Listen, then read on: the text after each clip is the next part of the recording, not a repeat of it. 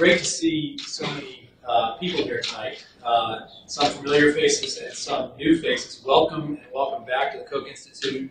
We will try to educate you tonight on a topic related to cancer biology and cancer treatment, and specifically the subject of tumor heterogeneity, cancer stem cells, and the importance of those cells in cancer treatment, drug resistance, and the process of metastasis.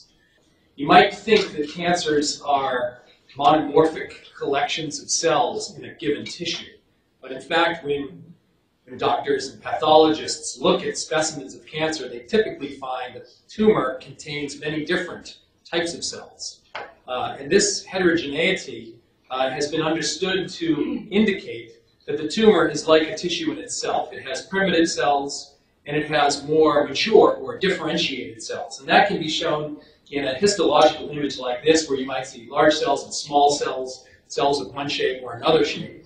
Or in an image like this, which uses a fluorescent dye to look at particular markers of mature cell types. And you can see that there are some cells that stain green, other cells that stain red. And this is, again, an indication of tumor cell heterogeneity.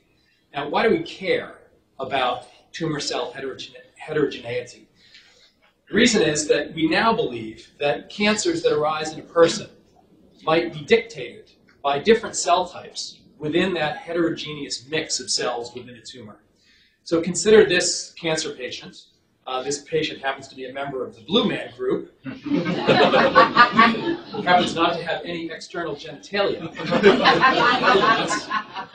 Imagine this patient has a lung tumor. And as I've mentioned, that lung tumor, upon diagnosis, would have many different distinct cell types within it. And the question is, do all of those cell types contribute to the biology of the tumor, or do rare cells within the tumor dictate its biology? And the biology of interest to us here is how the tumor responds to therapy, and also how the tumor progresses in the course of the disease, including to metastasis, which is the deadly phase of the disease. So, for example, is it a rare cell type that gives rise to a clone of cells that can move from the primary tumor, say to the liver, and initiate a new tumor in the form of a metastasis? Or is it the case that all of the cells are equally capable of leaving the primary site and establishing a secondary tumor elsewhere? And this is an important question to understand the nature of the cells within a tumor and their ability to move through the body and establish themselves elsewhere, in part because these are the types of cells that we need to treat in order to effectively cure the disease. These rare cells have been described in recent literature, but it's not a new idea, as cancer stem cells. And this slide tries to summarize those two models that I just described to you. On your left is the idea that, in fact, all of the cells, despite what they look like, are equally capable of forming a new tumor, either after treatment with a drug or in the process of metastasis. They're equally potent. The second idea is that there are special cells called cancer stem cells that are uniquely able to seed a secondary tumor, either after treatment or in the process of metastasis. And this idea has taken root, and there's now quite good biological cancer scientific evidence in support of the notion that these rare cancer stem cells do indeed exist and dictate the biology of at least many types of human cancer. The idea was stimulated by the recognition that cancer cells and stem cells share certain characteristics. So I'm sure you're all at least somewhat familiar with the notion of stem cells, embryonic stem cells or adult stem cells in the body, which have two important properties. On the one hand, they can reproduce themselves. We call this self-renewal. They can make equal duplicate copies of themselves and remain now from 1 to 2 stem cells. Or alternatively, they can produce progenitor cells and finally mature differentiated cells that now carry out the specific functions of the tissue in question. So stem cells can self-renew and they can differentiate. And the notion put forth in this particular review article, but again, summarizing a lot of work from the field, is that cancer cells have similar capabilities. That is, cancers might, on the one hand, have a stem cell component that can self-renew and be the proliferating component within the tumor, and that some of those cells will undergo this differentiation process and turn into that heterogeneous collection of cells that we see evidenced in those histological images. But importantly, it's these cells, according to this theory, that are the bad actors. They're the ones that can proliferate in the native site, or proliferate after therapy, or proliferate in a distant organ. Another reason that we're interested in the possibility that cancer stem cells are related to normal stem cells is that indeed cancers co-opt many of the pathways that we know normal stem cells in your body rely upon.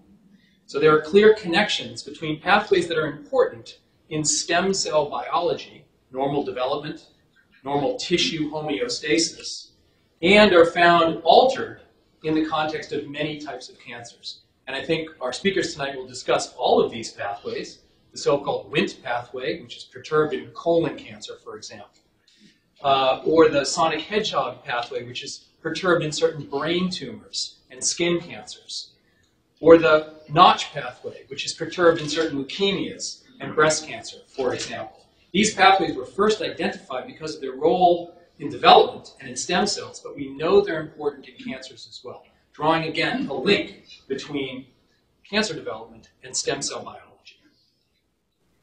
And finally, as I've alluded to, it has been proposed that cancer treatments, and indeed cancer resistance, might be a function of the existence of those rare stem cells within a tumor. And it could be, as proposed here, that conventional chemotherapy fails to kill off those rare cancer stem cells. And if the therapy fails to kill off those cells, they remain post-therapy and can give rise to the recurrence of the disease, which is so commonly seen. And that has led to the notion, now in practice by small and large companies, that if one could target the cancer stem cells, find drugs that could specifically eliminate, or in combination, eliminate both the differentiated component of the tumor and the stem cell component of the tumor, that could lead to lasting elimination and cure of the disease. And that is the opportunity that's in front of us. Now, like all areas of science, this one is still controversial. We're still developing our ideas about the role of stem cells in disease development, whether the cancer stem cell model holds for all types of tumors, and exactly what role these cells play, both in treatment and in metastasis. And one of the interesting, relatively recent developments, and this has been contributed to significantly by my colleague Bob Weinberg, sitting in the 7th row back there, is that he is actually asleep.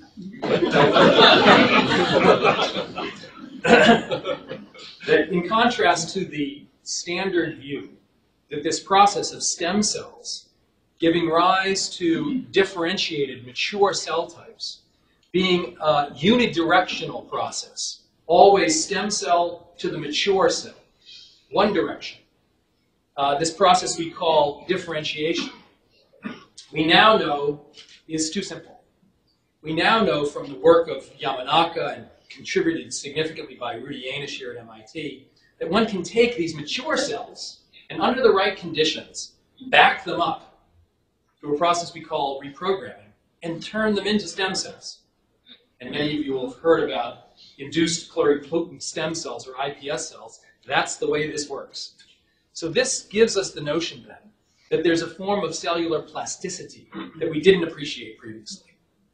We can turn cells into different types of cells. We can back cells up from mature to stem cells. And if normal cells can do that, so can cancer cells. And the notion of cellular plasticity throws into question some of the concepts surrounding the cancer stem cell theory. And I'll touch on that by the end of my presentation.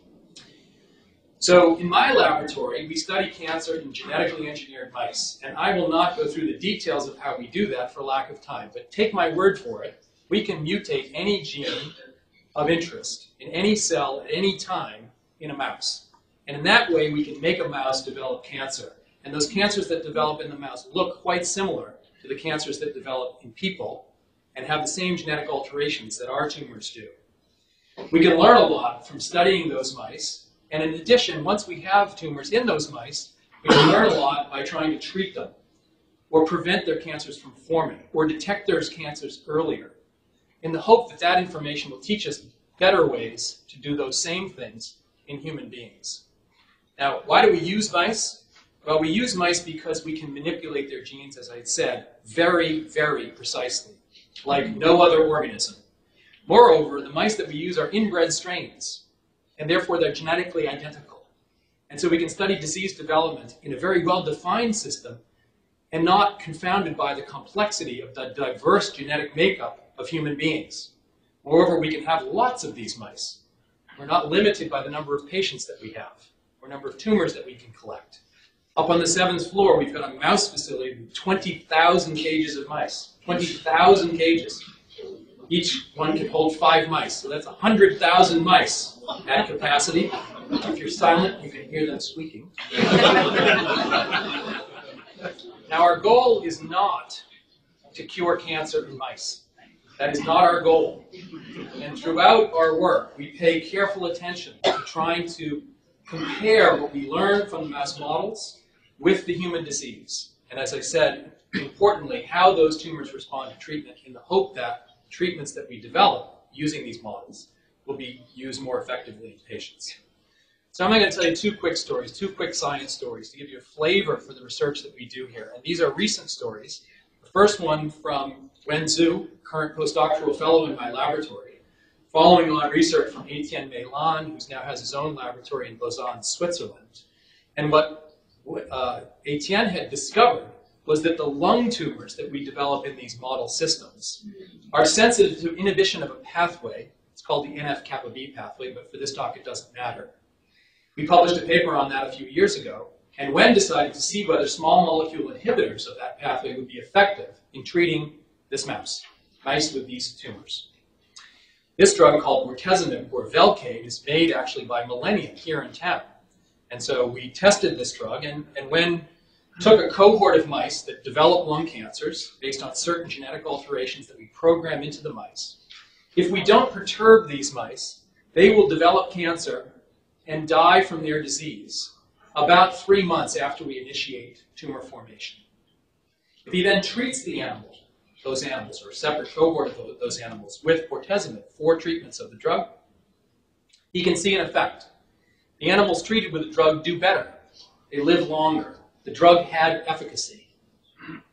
If this was a human clinical trial, this 25% improvement in lifespan would lead to the approval of the drug for this indication, and there would be a celebration in the halls of that company.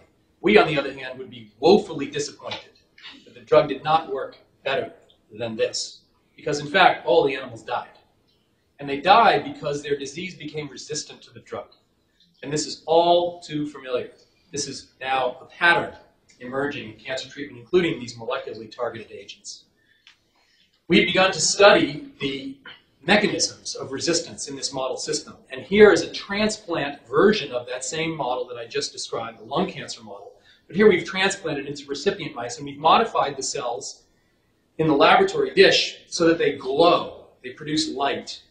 And you can see in this control animal, this is a single animal, imaged with a sensitive camera over time, that the tumor grows to the point where it fills the lung and the animal has to be sacrificed.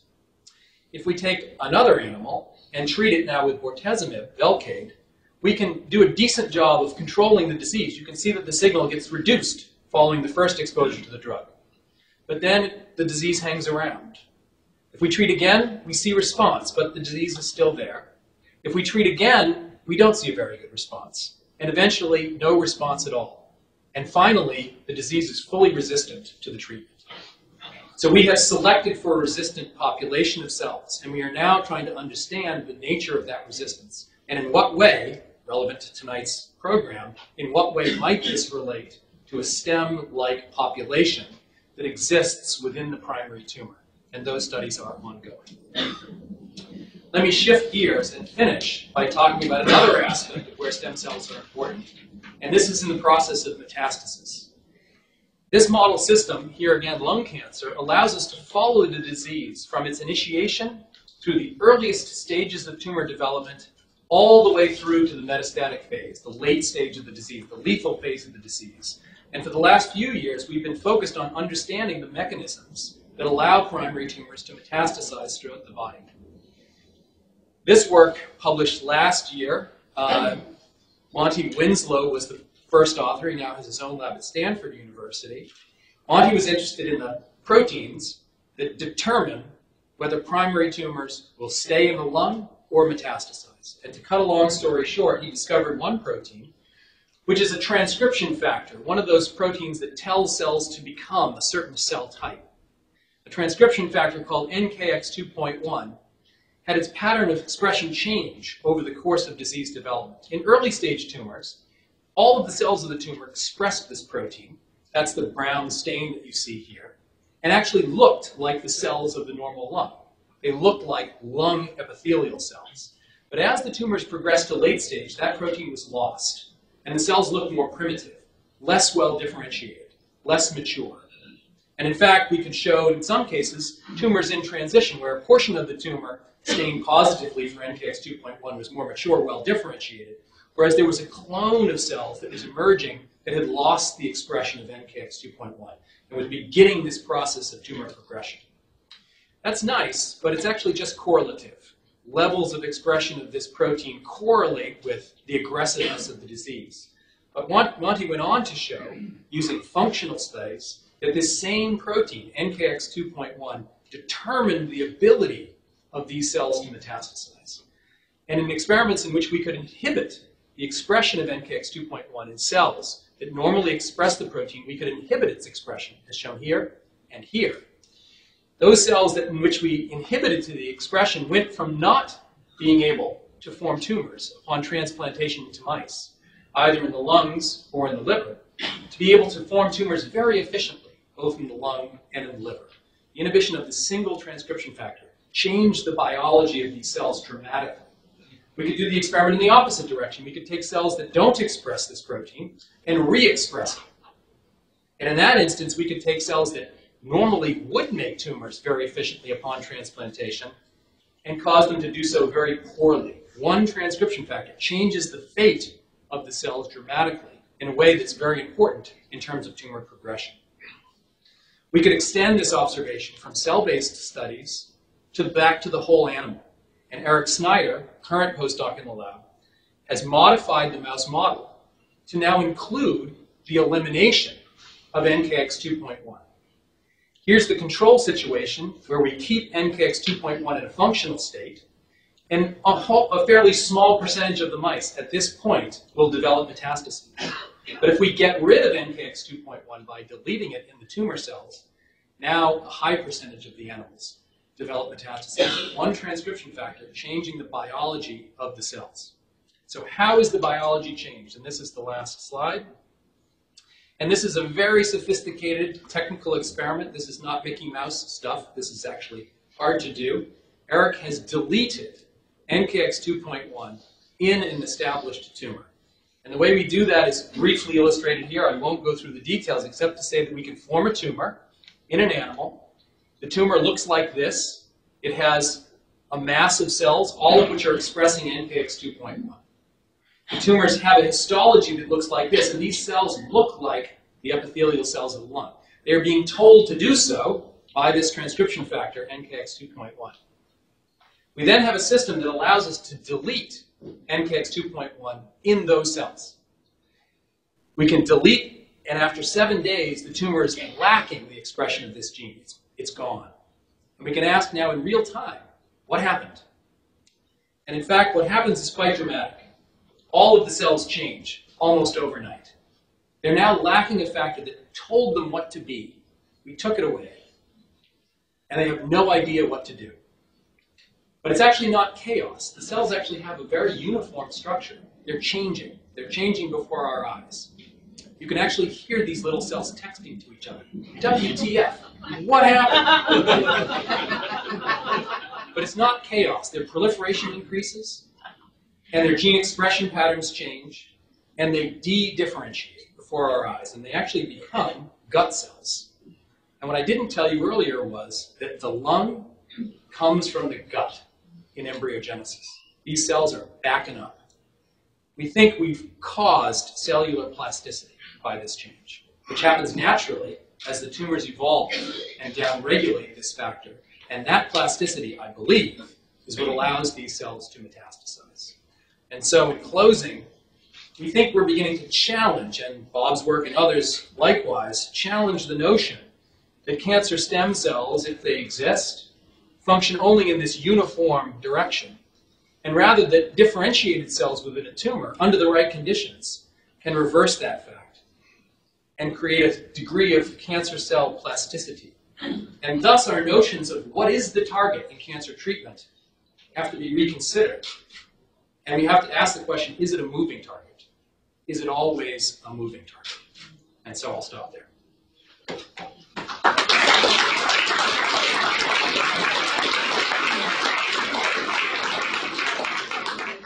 Anyone have a question in particular? Put your hand up if you'd like to ask something before we move on. Hi. Are there specific markers that we can identify as stem cells and to target drugs to them? There are markers, and different tumors have different markers. And this may come up in the discussions you're about to hear. There are particular proteins expressed in stem cells, including cell surface markers. And one of the ways they were discovered, in fact, was that the cancer stem cell component, the cells with the ability to transplant efficiently into an animal, had particular markers on their surface. They might not be unique, but they are more highly expressed, for example. So yes, the answer is they do exist. This is working here. Oh, great. So a very related question. If you take the most common sort of genetic failure, which is P53 in cancer cells, you say that these tumors are heterogeneous. Do you actually find that failure in all those cells or in just a few of them? It's a very good question, and it relates to another aspect of tumor cell heterogeneity. I was referring to what the cells look like and what proteins they express. But there's also heterogeneity at the level of what mutations exist within individual cells. And the genome sequencing efforts in cancer, which are now ongoing in a big way, are actually revealing that there's significant heterogeneity. So the answer to your question is it depends on what mutation you're talking about. Mutations that happen early in the disease course will be present in all the cells. But mutations that happen later in the disease course will be present in a subset of cells, but not the others. I understand that glioblastoma cells are not typically cells that metastasize. Is that so? And if it is, what's different about those cells from other cancer cells? Well, it's true that glioblastomas tend not to metastasize out of the brain. But it's not true that they don't move. They actually are extremely motile cells. And typically when a patient is diagnosed with a glioblastoma, even at the time of diagnosis, the cells have migrated to other parts of the brain, including, for example, to the other hemisphere. And usually it's those disseminated cells within the other parts of the brain that will kill the patient upon relapse. Why they don't move outside of the brain, to other parts of the body, I don't know, but they certainly move within the brain.